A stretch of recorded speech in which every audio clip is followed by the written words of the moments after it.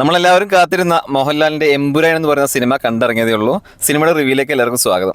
സിനിമയുടെ ഒരു കഥാപശ്ചാത്തലം നമുക്ക് എല്ലാവർക്കും അറിയാം. കേരള രാഷ്ട്രീയം, PK രാമദാസിന്റെ മക്കൾ തമ്മിലുള്ള രാഷ്ട്രീയം, അതൊക്കെയാണ് സിനിമ പറയുന്നത്. അവിടേക്ക് ഒരു പ്രതിസന്ധി വരുമ്പോൾ നമ്മുടെ സ്റ്റീഫൻ നെടുമ്പള്ളി ഒന്നാം ഭാഗത്തെ പോലെ ഈ ഒരു സിനിമയിൽ രണ്ടാം ഭാഗത്തും വരുന്നുണ്ട്. പക്ഷേ ഈ ഒരു സിനിമയിൽ ഒന്ന് രണ്ട് കാര്യങ്ങൾ കുറച്ച് വ്യക്തമായിട്ട് പറഞ്ഞിരുന്നുണ്ട്. അതായത് ഖുറേഷി എബ്രാം ആരാണെന്നും അതേപോലെ തന്നെ സെയ്ദ് മസൂദ് ആരാണെന്നൊക്കെ വളരെ വ്യക്തമായിട്ട് പറയുന്നുണ്ട്. ഇവരുടെ ഗ്യാങ് എന്താണെന്നും ഇവരെങ്ങനെ ഇങ്ങനെ ഒരു ഗ്യാങ് രൂപീകരിച്ചെന്നൊക്കെ വളരെ വിശദമായിട്ട് പറയുന്നുണ്ട്. ഡയറക്ഷനും കാര്യങ്ങളൊക്കെ നന്നായിട്ട് തന്നെ കൊണ്ടുപോകുന്നുണ്ട്.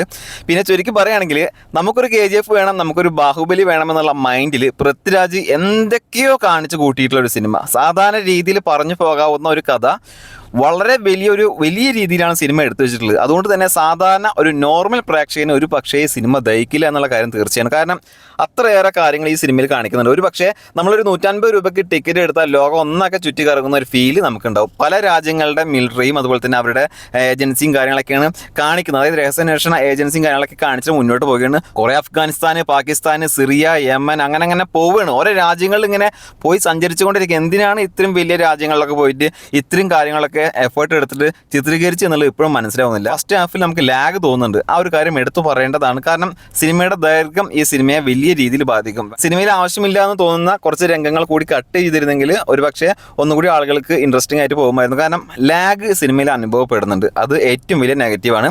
സിനിമയിൽ എടുത്തു പറയാൻ പറ്റുന്ന കാര്യങ്ങൾ എന്ന് പറയുന്നത് സിനിമയുടെ ഛായാഗ്രഹണം സുജിത് വാസുദേവ് ഗംഭീരമായിട്ട് തന്നെ എടുത്തിട്ടുണ്ട്. പല രാജ്യങ്ങളിലെ പല ആംഗിളും ഷോട്ടുകളൊക്കെ നമ്മൾ കണ്ടുമടുത്ത കാര്യങ്ങളാണെങ്കിൽ കൂടി നമുക്ക് കാണുമ്പോൾ ഒരു പുതുമയും കാര്യങ്ങളൊക്കെ തോന്നുന്നുണ്ട്. പിന്നെ ദീപക് ദേവിൻ്റെ BGM കാര്യങ്ങളൊക്കെ ഹെവി ആയിരുന്നു.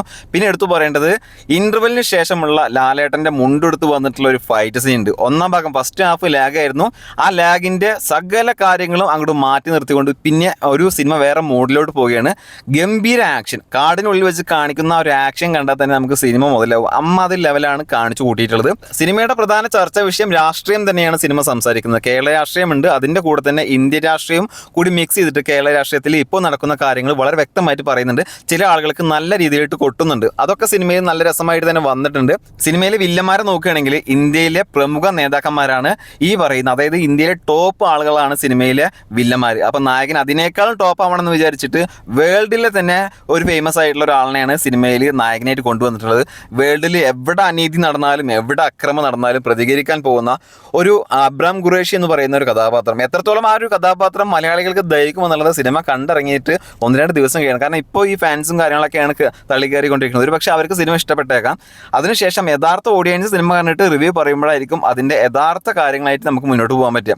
അപ്പോൾ എന്തായാലും സിനിമ ഒരു തവണ നമുക്ക് കണ്ടിരിക്കാൻ പറ്റുന്ന സിനിമയാണെന്ന് ചോദിച്ചാൽ 1 ടൈം വാച്ചബിൾ മൂവിയാണ്.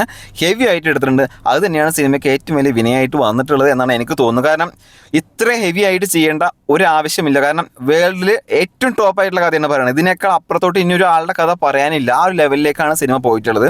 അതുകൊണ്ട് തന്നെ നമുക്കത് എത്രത്തോളം ദഹിക്കും എന്നുള്ളത് കണ്ടറിയേണ്ടിയിരിക്കുന്നു.